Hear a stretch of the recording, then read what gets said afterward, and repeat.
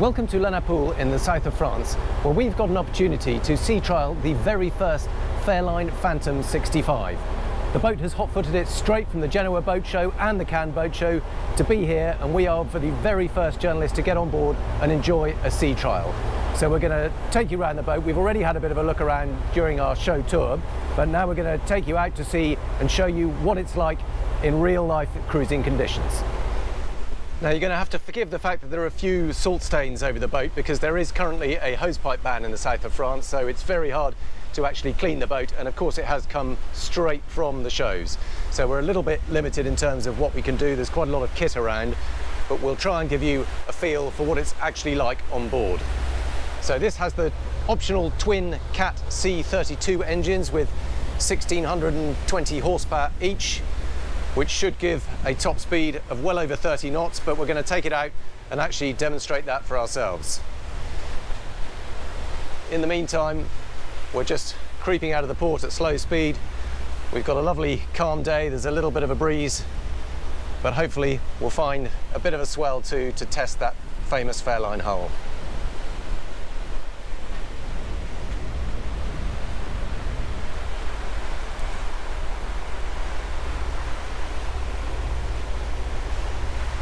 Now perhaps the first thing to notice is what a good flybridge it is up here.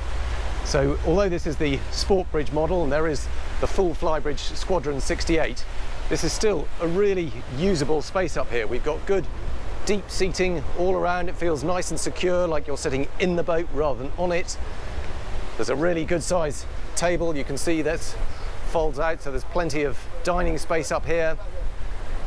And even a well-equipped, relatively small, but well-equipped wet bar. We've got the grill, we've got fridge and ice maker up here too. And of course a little sink.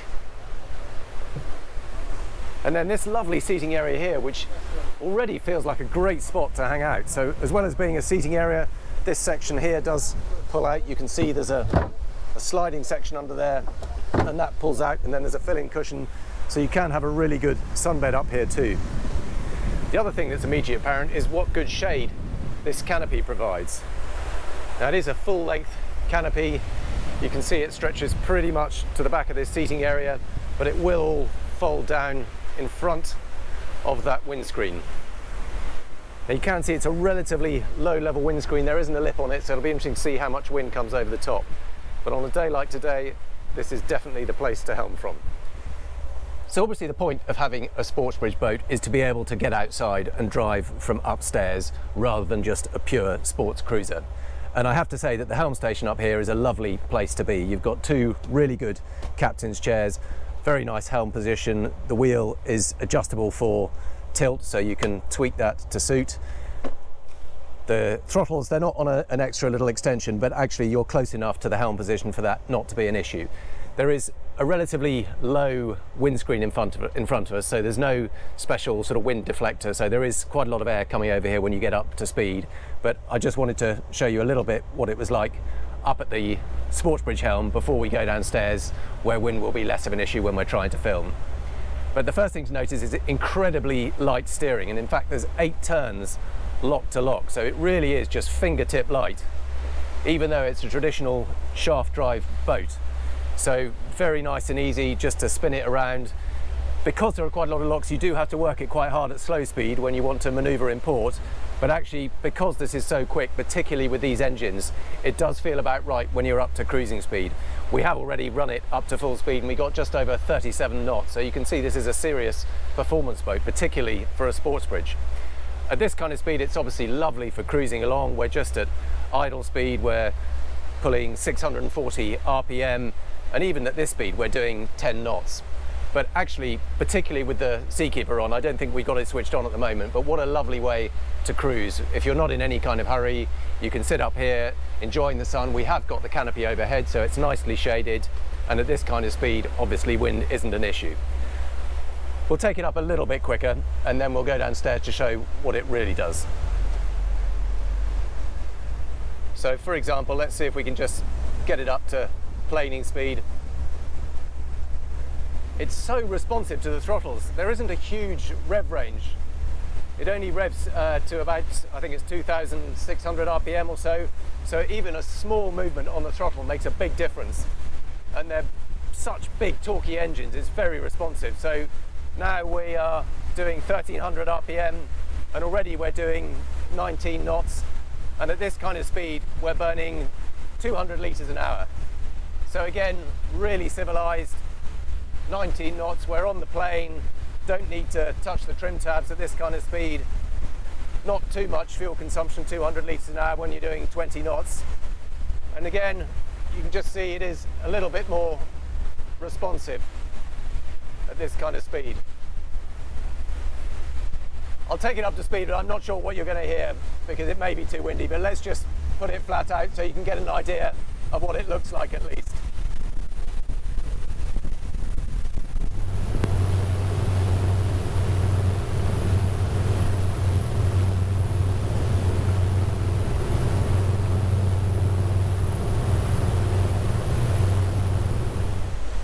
Let's go downstairs to the inside helm so we can talk a little bit more easily and show you a bit more in terms of speed and fuel consumption. But I wanted to demonstrate just what a sporty drive it is from up here. You've got such agility for a boat of this size. And although there's not many waves up here, we have been through our own wake a few times. And again, it feels really solid. It's deceptive how quickly you're going. A lot of the time you think you're only doing sort of 16, 17 knots. And actually you're doing more like 28, 30 knots. But let's go downstairs and I'll demonstrate that from the inside helm. We've come down to the lower helm just to show you what it's like down here too. Obviously we've closed everything up so it's a bit quieter, and it does give you the option then if you want on a longer cruise or at night, or if of course the weather turns bad, then you've got the option to cruise inside. But what we have got is an overhead hatch here, and we'll open that in a minute. Now the helm itself, it is quite tall. It's a little bit of a leap up even for me. But there's a footrest you can balance your feet on, and there is some adjustment from the seat. It's a little bit stiff, but it will slide backwards and forwards. And again, you've got adjustment on the helm here. But obviously we haven't got any wind in here, so we can talk through some of the speeds and fuel consumption and so on. Now you do need to lean forward a little bit to reach the throttles. Obviously you can kick back when you're on autopilot or just cruising along, but if you want a more engaging drive, then you need to lean forward to reach the throttles. And just at idle speed, just to give you an idea of fuel consumption, so at idle speed of around 650 RPM, we are doing a speed of 10.2 knots and burning just 27 litres an hour. But if we take it up to say a 20 knot cruise or thereabouts, so you can feel those big turbos really kicking in, and very quickly, even without too much throttle. So we're now doing 20 knots, just ease it back a bit. So let's call it, so 22 knots at 1500 RPM just about. And now we are burning a total of 260 litres per hour, but that's a really civilized cruising speed. Let's up the game a little bit. Push it up to a fast cruise, say. So now we're doing 30 knots.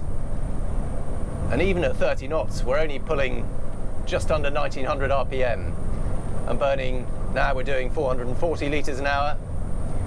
But what's remarkable for a boat of this size, let's not forget it is 65 foot, is that this would be max speed on a lot of flybridges. But we've still got plenty in reserve. So if I put it throttles all the way forward, and there's another kick from the turbos, push on yet again, and very quickly we're up to 34 knots, 35 knots, 36, 37.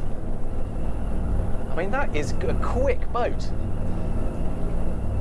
30, just knocking on the door of 38 knots. And now we're burning, admittedly, 670 litres an hour, so you are going to pay for it, but we are doing a steady 38.1 knots. And that's pretty remarkable, and I'm not even raising my voice inside. It is really a very civilised boat, even when you're in a hurry. But let's ease it off a bit and just show you also how it opens up. So because you haven't got a full-length flybridge, we've got a opening roof above me. If I just hold this button down, first thing is all the pneumatic seals release, because it is obviously a fully weatherproof roof. Press it again, press and hold, and now up above me, can you see the roof starting to open up? There we go, we're pretty much fully open now. I think that's all the way. There we go. And now you've got the comfort of an inside helm, you've got no wind issue, but you have got lovely fresh air above your head. You can kick back here. Absolutely lovely. And because you've got this huge single piece windscreen, it's quite rare not to have any mullion down the middle. It's a really big, wide view. And yes, there is a little bit of obstruction from these thicker side mullions, but it's really nice not having anything in front of your eye line. And two huge wipers to keep it clear. Got just about enough headroom overhead. It is a slightly compressed view because this comes down a little bit, but actually that is a very civilized spot, and you've got good views out through these big side windows too. You can stand up at the helm. There is just about enough headroom, but actually it feels much more natural to be sitting here. But what a lovely place to while away the time. You've still got this fantastic maneuverability. And this is what I mean by deceptive speeds. We're doing 23 knots, shaves off a knot or two when you go through a turn. But it's such a refined way to travel. Now we're just coming round to our own wake. It's about the only ways we can find around here, but if I level it up, straight into the wake, and now we're pulling quite a big wake at the moment. You can get some idea. There's just a little rumble underneath the hull, but little more than that. It's certainly not slamming in these kind of conditions. Very civilized. Now, although this boat has come fresh from the show, so a lot of the cushions and so on aren't out and about, and we've got fenders and kit spread through the boat, so I'm not going to give you a full tour of the boat. You're better off looking at the tour that we did at the Cannes show, but I wanted to give you an idea of this lovely bow lounge area. So what a lovely spot to sit underway, you know, particularly when you're just at displacement speed. There's quite low level seating around here. There are sun pad cushions that go here, and under here is a brilliant table mechanism. You can see that that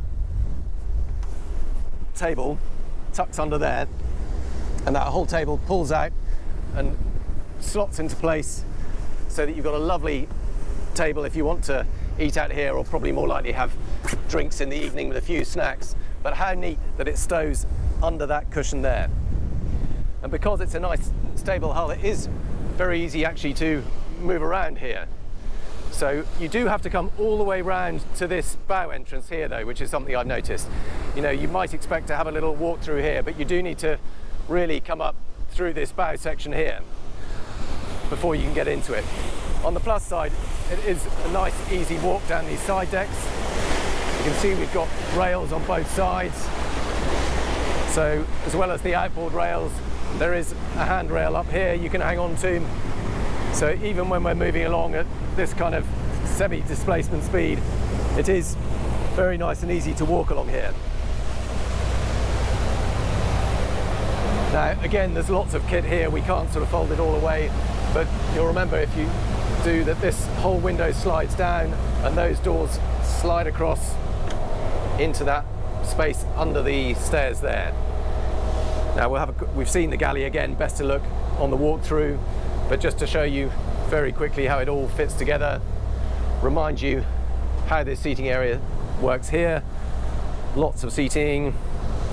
And then this is something I missed actually on the original tour. There's a rather clever little locker hidden under there for controls for the TV and so on. And those are those Sonos units that you can move around the boat, so you can take music with you wherever you go, whether that's onto the foredeck or even on the beach. This is the helm position. We've got this rather neat locker over here. And then down below, again, we'll just give you a quick show round, but this is the same can show boat, so you've got the extended VIP cabin. It's always interesting just to see what these are like underway. So because it's the bow cabin, you get a little bit of wave noise, because that's what's cutting through the waves. Don't know if you can hear that through the microphone. We've got all the blinds down in here too. Of course, these all open up. See if I can. There you go.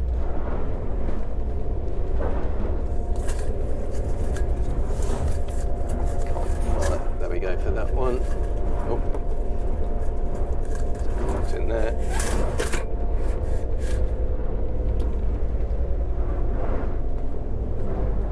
But actually, very nice quiet engine noise. It's so far from here. You've got that access to the extended single ensuite bathroom, which does have access from the outside. The alternative is to have a separate day heads, but I have to say I think this is the preferable solution. You've got this really big ensuite bathroom here with all this extra floor space around here. Makes a huge difference. The alternative layout is that you come through into the VIP cabin through this section here, so you have far less floor space. You've still got the same size bed, but it would definitely feel more cramped without this lovely sort of lobby area that you get in the extended VIP, as well as the extra storage along here. This is the twin cabin. We've got the two beds. This inside one is actually a little bit wider than the outside one, but they do both slide across. There's a button down here. If you press that, they will slide across. And then you get one decent bed there.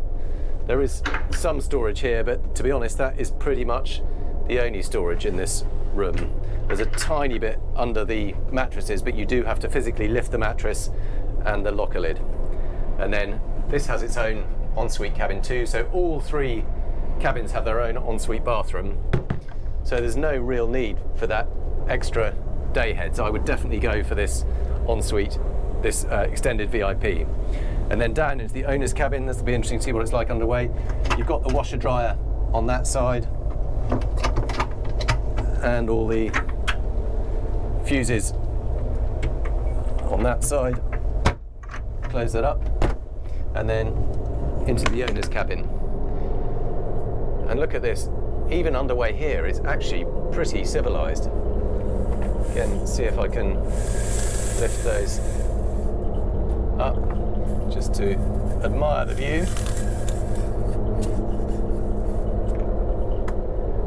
Now look at that, what a fine sight that is. Huge hull windows, and this is when it's absolutely at its best. Again, I'm going to open those up.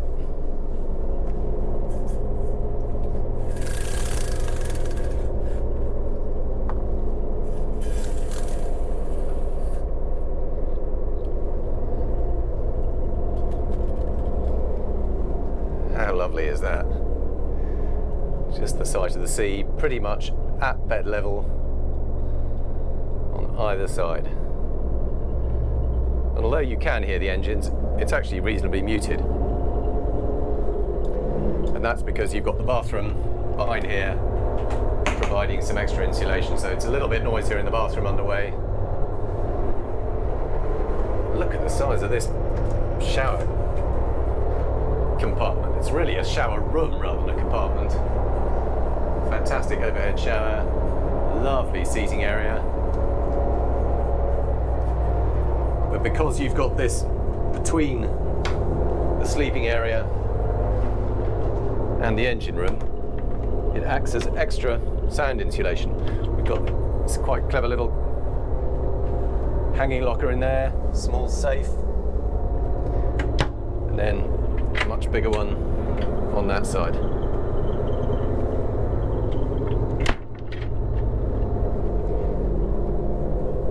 And then over on the port side, there is this sofa unit, which they're going to move a little bit further back, actually, or sort of outside towards the side of the boat, because it is a bit of a narrow gap between the sofa and the bed, and they can push that back another 6 inches. You can see it will go, and that will just free up a little bit more knee room.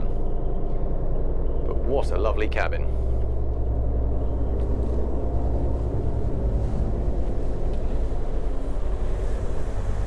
And there we go, back up to the saloon, into the full light, and I'm loving this sunroof overhead.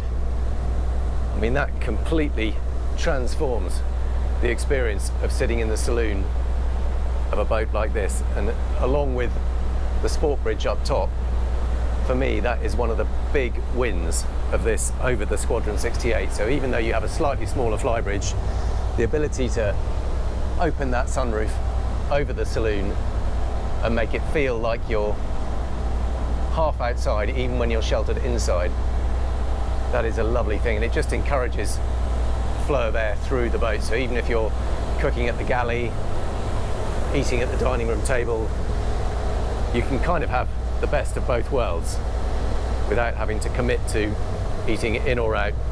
You can have the best of both. Let's finish up this sea trial of the Fairline Phantom 65 on my favourite spot, the foredeck lounge. And to summarise, what we've got here is many of the same features as the Fairline Squadron 68. You've got exactly the same lower deck accommodation and all the options, but a different balance of features on the main deck and outside. But I think it works really well. You lose a little bit of saloon space, but you gain the tender garage, you gain that lovely sunroof that opens up the saloon, and you still have a really usable sports bridge up top with enough seating and sunbeds and wet bar to make it a lovely place to hang out during the day. But most of all, I think what you gain is performance and handling and looks. It weighs a good 4 tons less, and with those big optional engines, you get really strong performance. You know, 38 knots on a boat of this size is quite something, but also with the agile handling to go with it. And being able to do that from outside or inside, in many ways, in my eyes, that gives you the best of both worlds. I hope you've enjoyed this sea trial, and we'll bring you many more in the months ahead. Thank you for watching.